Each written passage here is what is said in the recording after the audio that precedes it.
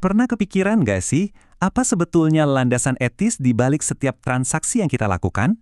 Nah, kali ini kita akan bedah tuntas fikih muamalah.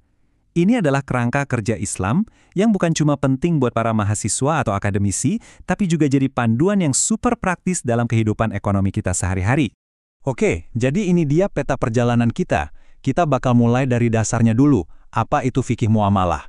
Terus, kita bongkar elemen-elemen utamanya. Setelah itu, kita dalemin konsep akad yang jadi mesin penggerak semuanya, lihat beberapa contoh praktisnya, dan kita tutup dengan prinsip-prinsip etis yang jadi kompasnya. Siap ya? Oke, kita masuk ke bagian pertama. Apa sih sebenarnya fikih muamalah itu?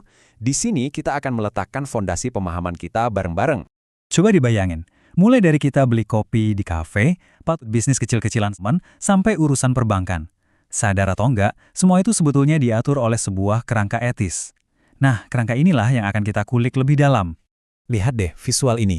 Ini kayak ngasih gambaran kalau fikih muamalah itu ibarat arsitektur hukum yang kokoh yang menopang semua interaksi kita yang berhubungan dengan harta. Jadi ini bukan sekedar teori di atas kertas, tapi benar-benar cetak biru praktis buat memastikan adanya keadilan dalam setiap transaksi. Jadi intinya, muamalah itu adalah seperangkat aturan main dari Allah tentang bagaimana kita seharusnya berinteraksi dengan harta, dari cara mendapatkannya sampai cara mengelolanya. Ini cakupannya luas banget, mulai dari jual beli di pasar sampai kemitraan bisnis yang kompleks. Nah, sekarang yuk kita bedah fondasi dari kerangka ini. Ada 3 pilar utama yang perlu banget kita pahami kalau mau mengerti sistem ini secara utuh. Pilar pertama adalah harta, atau dalam bahasa Arabnya, al-ma'al. Nah ini penting ya, harta itu bukan cuma soal uang, tapi segala sesuatu yang punya nilai dan bisa kita manfaatkan. Bisa dibilang, harta ini adalah objek dalam setiap transaksi kita. Kedua, kita punya hak atau al-hukuk. Kalau harta tadi adalah objeknya, maka kewenangan hukum kita atas objek tersebut. Inilah yang ngasih kita kekuatan hukum dan etis dalam bertransaksi. Dan pilar ketiga adalah milikiyah atau kepemilikan. Ini nih yang jadi pengikat hukumnya antara seseorang dengan hartanya. Milikiyah ini yang ngasih kita hak untuk mengelola harta itu secara bebas, tapi tentu tetap dalam koridor aturan yang ada. Oke, pilar-pilarnya udah kita kenali. Terus, apa dong yang menggerakkan semuanya? Nah, disinilah kita masuk ke mesin utama dalam setiap transaksi, yaitu konsep akad atau kontrak. Akad, yang secara harfiah artinya ikatan, adalah perjanjian formal antara dua pihak atau lebih. Prosesnya simpel. Ada penawaran yang disebut ijab, penerimaan yang disebut kabul. Nah, dari momen inilah semua hak dan kewajiban hukum itu lahir dan mengikat. Biar gampang, bayangin aja akad itu kayak resep masakan. Supaya sah dan jadi, harus ada 3 bahan utamanya.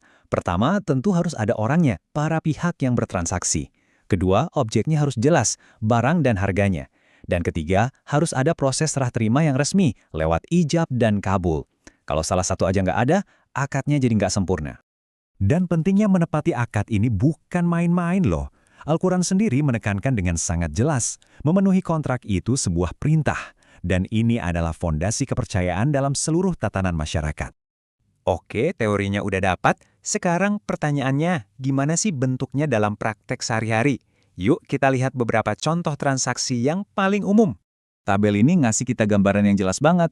Ada al-buyuh, ini jual beli biasa yang paling sering kita lakukan, di mana kepemilikan langsung berpindah. Terus ada syirkah, ini konsep kemitraan di mana model, resiko, dan untung ditanggung bareng. Dan terakhir ada rahn atau gadai, yang fungsinya buat jadi jaminan utang. Ketiganya ini contoh nyata bagaimana akad diterapkan di kehidupan kita. Akhirnya, kita sampai di bagian paling penting. Bisa dibilang, ini adalah jiwa dari sistem muamalah itu sendiri, yaitu prinsip-prinsip etis yang jadi kompas moral dalam setiap transaksi.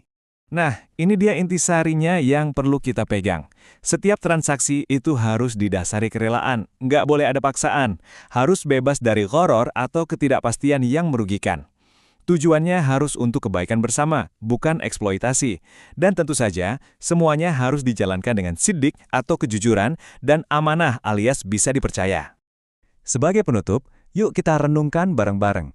Di tengah dunia ekonomi modern yang seringkali hanya berorientasi pada profit, pelajaran apa sih yang bisa kita ambil dari sebuah kerangka kerja yang justru menempatkan keadilan dan kerelaan bersama sebagai pusatnya?